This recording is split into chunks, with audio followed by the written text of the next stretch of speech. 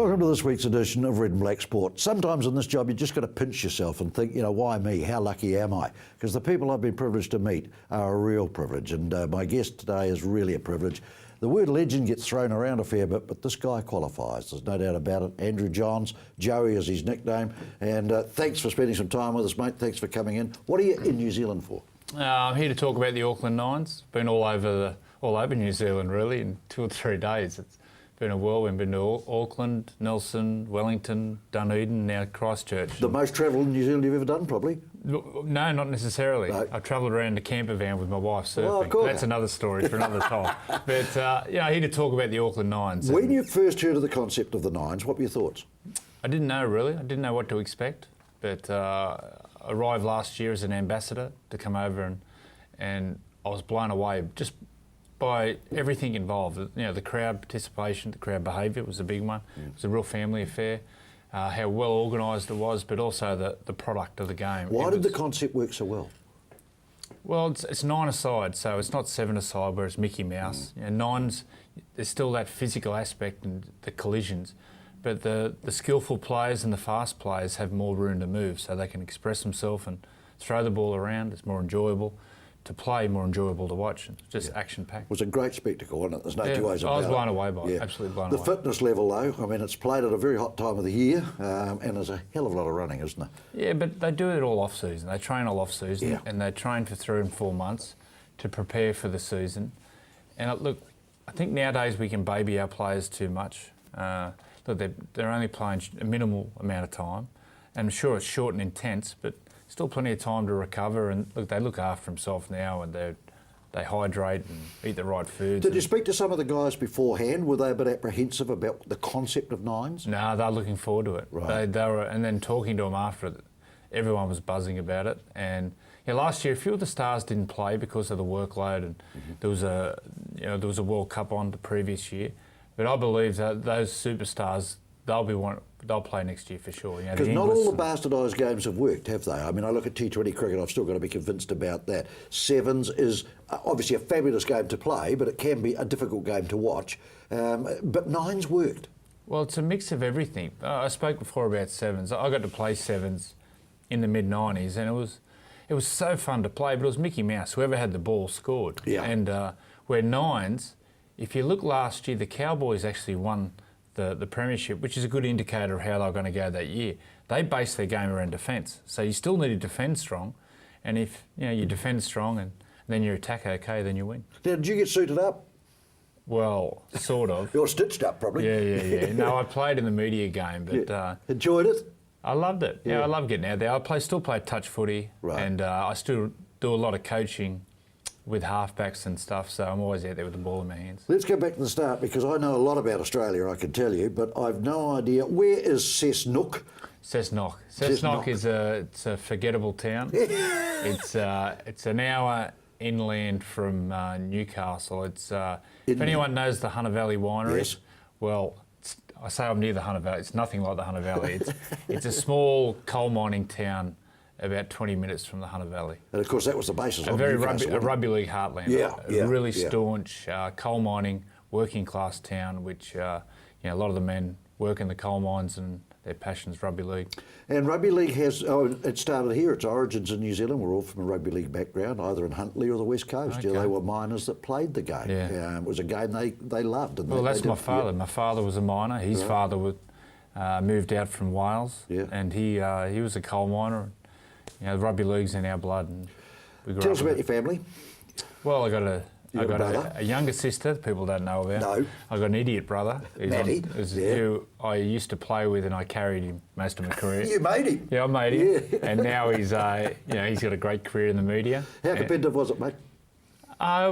It was competitive in a way, but there was never any jealousy whatsoever of each other's success. But we used to push each other so hard at training. Matthew's 3 years older than me, so he got an opportunity before me. But did he get it at a young age like you did? Because you got a young break, really. Yeah, I got a break at about when I was 19. Yeah. And he got his break when he was about 20, 21. So he had about 18 months start on me. We talk about loyalty to a club. You cannot argue with you, mate. How many years Newcastle? Oh, well, I got signed up when I was 14 and I retired when I was 32, 33. So most of my adult life was played there. How rare is that in a modern game for someone to have a longevity with one club? Yeah, it's pretty rare, and it's something I'm really proud of. And we spoke about Cessnock. It's still classed as a Newcastle sort of coal mining area, and so I supported the Knights growing up, and they were the team I followed. And rugby league was based around tribalism, and for me there was nothing more prouder than representing Newcastle and representing the people from Newcastle, who Newcastle's known as a hard-working steel city. And how were the structures for a young man coming in?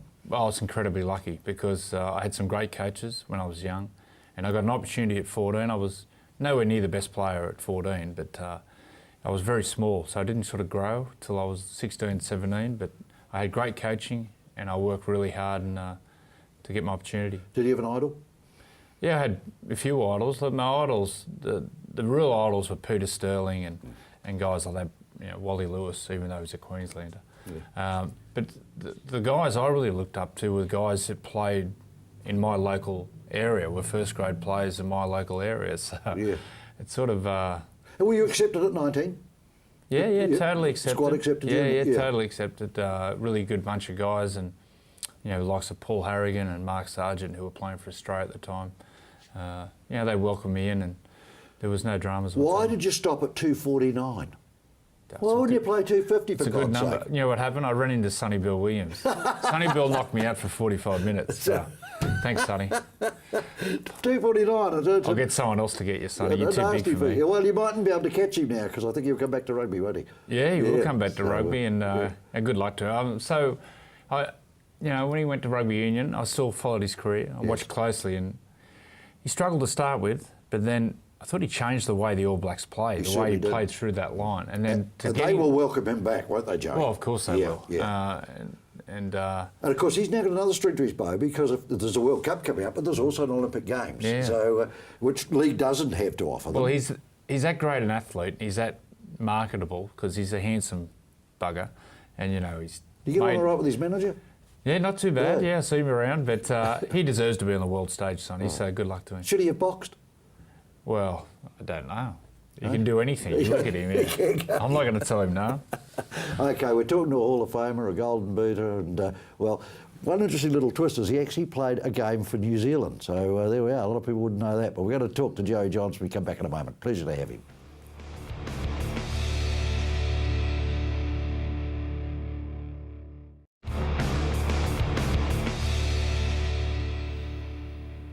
Joey Johns is with me, and a real pleasure. Let's talk about to win a premiership.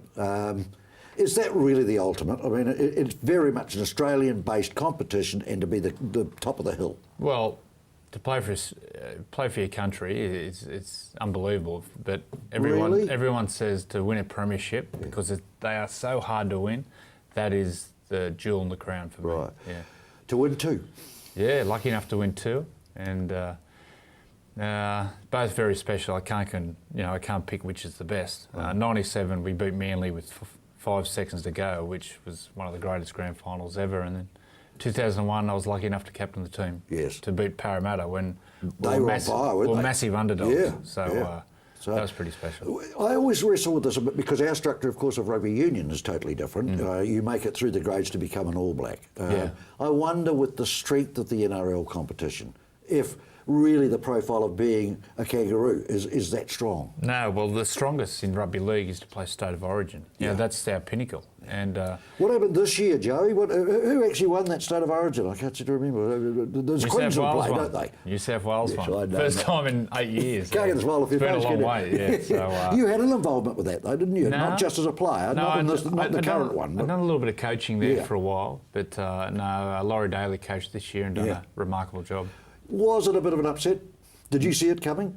No. I always hope they win. I always pray they win. I've got everything crossed. But look, you're talking about some of the best players to have played our game.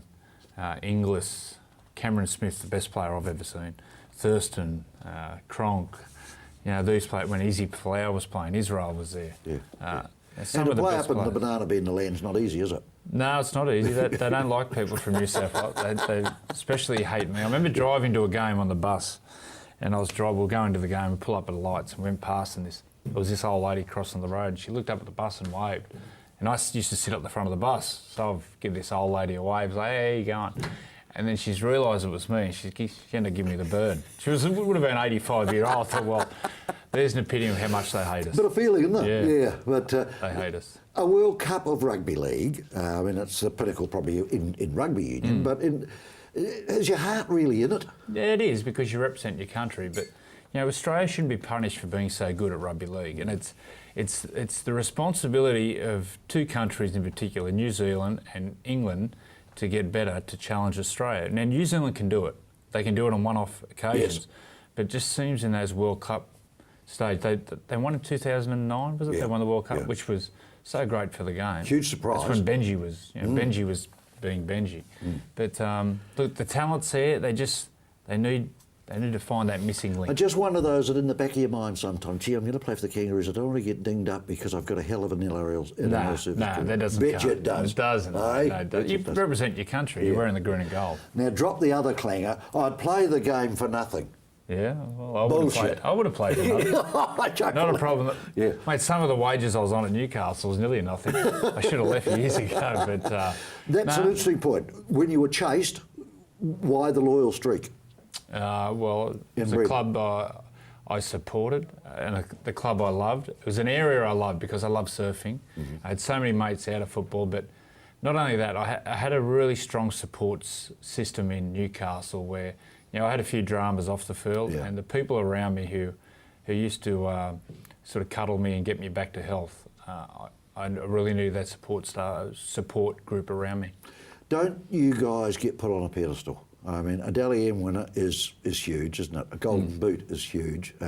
You really recognise your champions, don't you? Yeah, we do. And I think we go the that's other way here. Really? I think we chop them off at the knees. Okay. Yeah. Well, we have the tall poppy syndrome also in Australia, but Gee, they love didn't know. winners though, mate.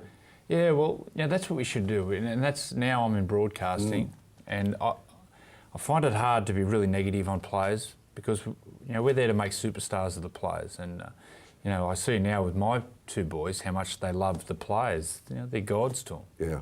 What about pressure? Because we're going to talk about, you had some ups and downs. You were telling me off air that you've finally been diagnosed as bipolar. Yeah, well, At a late age. With my sort of mid-20s, Yeah. I had some erratic behaviour, and I got diagnosed and then got medicated, and obviously had a stay well plan to keep me on track. But the pressure of playing really used to sort of knock myself around, my health around. And Did it get wasn't- easier when you captained or more difficult? No, probably more difficult because it wasn't the pressure to play well. It was the pressure of the attention. It was the pressure of the expectation of being a role model of how I should behave and what I should do. Because I spoke about my mates out of footy. You know, away from footy, I'd hang out with all my mates and be doing normal stuff. And no problem. Any young 20-year-old Yeah. would do, and sometimes I would get in a bit of trouble, which would cause angst and all sorts of, you know, pressure and nothing bad, but just scallywag I mean, behaviour. we've got a former All Black here, a champion of depression, and that's John Sir Curlin. John Curlin. Yeah, Sir John, yeah. Yeah, he is Sir John. He's done a wonderful job with depression. Was it a completely undiagnosable thing early on for you that you had to deal with it yourself? Well, I actually Did you know wrote- you were going through it? Well, I didn't at the time. I wrote my middle teens was a time I really struggled with, and I didn't know why. Because I had a happy upbringing and happy home life, but I really struggled with some times and struggled with school and stuff like that, and just dealing with things. And I didn't know what it was. I was just bouncing off walls. And at the time, looking back now, it was depression. I spoke about it in my biography. And You're very honest about it. in your biography. Yeah. Well, I didn't do a book till after I finished because I wanted to tell the truth, and I didn't want to be a fluffy book, and I wanted to be warts and all, and tell people. And it's one of the things I'm proudest of in my life. You know, the amount of letters I get from families saying that my book inspired their son or daughter or husband or whoever to come and seek help. It's quite emotional, isn't it? It is quite you think you emotional. can have that impact. Yeah, so I'm so happy I actually wrote the book and told people about my struggles. The drugs, Yeah, the drugs is... where'd that come from? Well, I don't know whether it's a byproduct of my bipolar and my erratic behaviour, but it's something. You had the recipe for it, did you?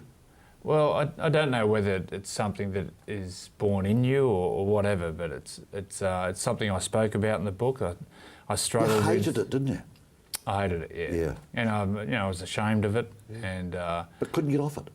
well, for me, the thing I struggled with most was alcohol, and drugs was just a byproduct where during the off season I would dabble now and then. I wouldn't take it during the season. It was just during my my times when I was away from football. But it's a time when, mixed in with my erratic behaviour and the bipolar and then the alcohol and the drugs, mate. Great cocktail, It was wasn't it? crazy. Yeah, It was crazy. yeah. And then, the byproduct would be Monday mornings I'd be reading about it, or Mum would be ringing going, Andrew, what have you done again? Yeah, So, yeah. mate, looking back, it was crazy. Yeah. You good now? Yeah, I'm really good. Good I'm in a boy. good place. You've had some help? Ever since I retired, from the age of probably 35 to 40 where I am now, it's probably been the happiest I've So that's I've your been. good patch. Yeah. Yeah. Which is amazing, isn't it? Because Well, all the hopefully- success you had. Yeah. Well, hopefully it's all onwards and Yeah, upwards but from the here. space you're in now, given what you went through as a player, Yeah. you'd think that would be the Everest, but in fact where you are now is... Well, people only see, you on the field and the great things. They don't see you No. behind, the curtains and the and curtains. you don't really are- want to show them either, do you? Well, exactly. You hide away. Back in a moment. It's very honest. We're talking to a man that's spending time with us, Joey Johns. Great to have him with us.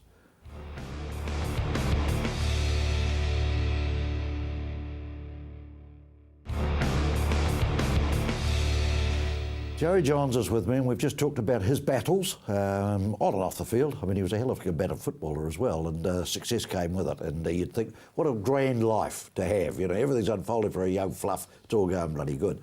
But behind the scenes, things were a little bit different. How rife is that sort of attitude now in the game, do you think, Joey? With what? Well, with the drugs, with the behaviour, the money, there's so many temptations. I think it's under control. Look, each club have their welfare officers, and they're watching the players very closely. Talking about the drugs, there's drug testing done.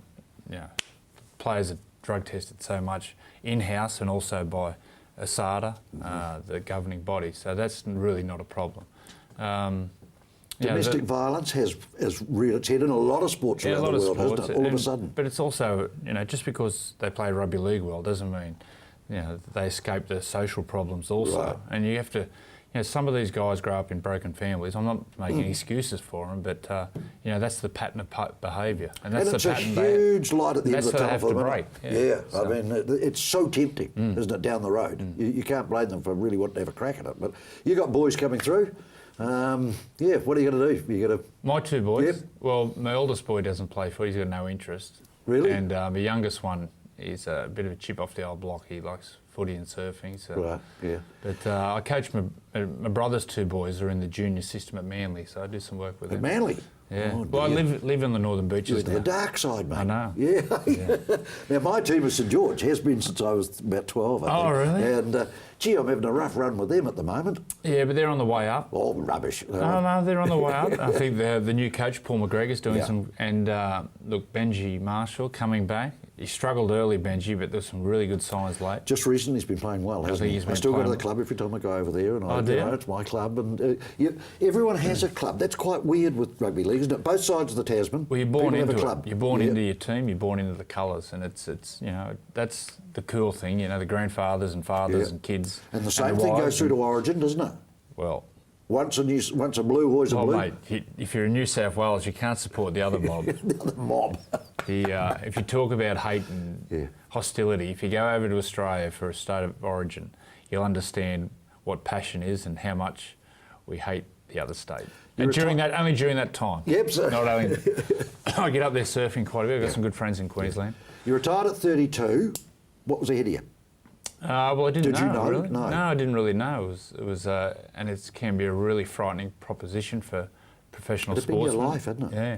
So I've been kissed on the backside. I went into media, and I do some coaching, and I'm one of the lucky ones. Do you enjoy the media? I do now. I didn't to start with. I absolutely hated it. I used to get really nervous before I went on air. Was that because it was a profile job? I don't know. I don't know what it was. I just wasn't comfortable in front of the camera, and I used to get nearly physically sick going to the game to work on TV. But I had all the information up here, but I just couldn't get it out of my mouth. Right.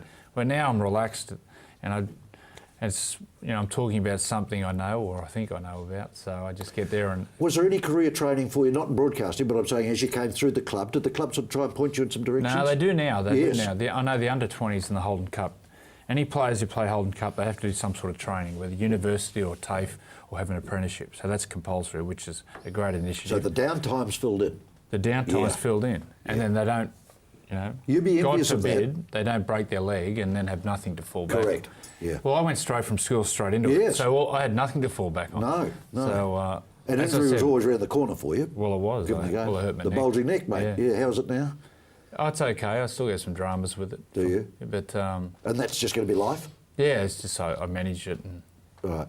Okay, let's go on then a little bit now. We go back to the nines. Where can you see that go? Can you see that going globally? No, I don't know globally. Look, I think we have to be realistic. Rugby league's only played in Australia and New Zealand and a pocket in England and a little bit in France. But the area we can grow the nines in rugby league, also rugby league, is in the Pacific Island. And you look at the players and the ratio of players in the NRL now, it's over 30% of Pacific Islanders, but in Tonga and Samoa and Fiji, they predominantly just play rugby union. Yes. So, but this concept of nines, I'm so excited by how it can show your skills and players can express themselves. I believe if we get it in the schools... Who has to take it there? What's the job of the NRL? NRL. The NRL. Yeah, not the Australian Rugby. Well, they signed a new deal last year for $1 billion, and with that $1 billion comes responsibility to That's grow a the game. broadcasting deal. Yep, grow the game. So, I think if 50 years' time, I'd love to think there was a Pacific Island team in Can the you NRL. grow it across Australia? No. No, it's an eastern board. Well, you got Queensland and New South Wales, and you got a bit of Victoria with the Melbourne Storm, where they play league. Everywhere else is AFL mad. Look, there's only one country in the world where there's 4 codes. Where there's soccer, AFL, rugby union, rugby league fighting for corporate dollars and support. Well, you've got basketball snuck in now too, haven't you? In Australia. They're getting a foothold. Yeah, they are. Oh, okay. Television time, they seem to be. Okay. AFL. Yeah. I don't understand it. Yeah. I'm sorry. Do But you? Not really. No. But, Never tempted you? Well, no, because I didn't grow up with it. I grew up in a rugby league town. Yeah. I didn't know what AFL was till I was in my middle teens. I love the Australians. I mean, they're world champions at AFL. They're Is the there buggers one that that play plays it. it? Yeah. But that's you guys, isn't it? Yeah, I know, You're that's something Australian. special. Okay. But I marvel at their skill. And I understand if you go and watch it live, apparently it's good to watch live. But We've got to go. We're going to ask you one more time. Who's the winner of the premiership in 2014? the Bunnies. Back the Bunnies. Back the Bunnies? Yeah. Yeah. That's got to go, does it? Yeah. Okay. Yeah, Who do they play in the final? I think they play Penrith. Do you? Yeah, I think Russell Crowe might be happy. Well, he's poured a lot at it. He needs to get something Mate, back, he doesn't is he? great for the game. What he does for the game, when celebrities come out and they're wearing that Rabbitohs hat, and he puts He his never own, misses a trick with it, does he? He puts his own money in. Yep. So people want to knock Russell, Yep. but I think he's great for the game. Good on him. Right, we've got to go. My pleasure. Really enjoyed Good your on you, company, mate. man. Cheers. You're good bloke. Yeah, Give me a lift to the airport. Pardon? I'm going to take you to the airport. That's right. I'll charge you. Okay. Andrew Jones has been... Andrew Jones, I got carried away there, didn't I? Really, Andrew Johns has been with me, and I've really enjoyed his company. I'm a bit flabbergasted to have the pleasure of having his company. Catch you again next week for another Red and Black Sport.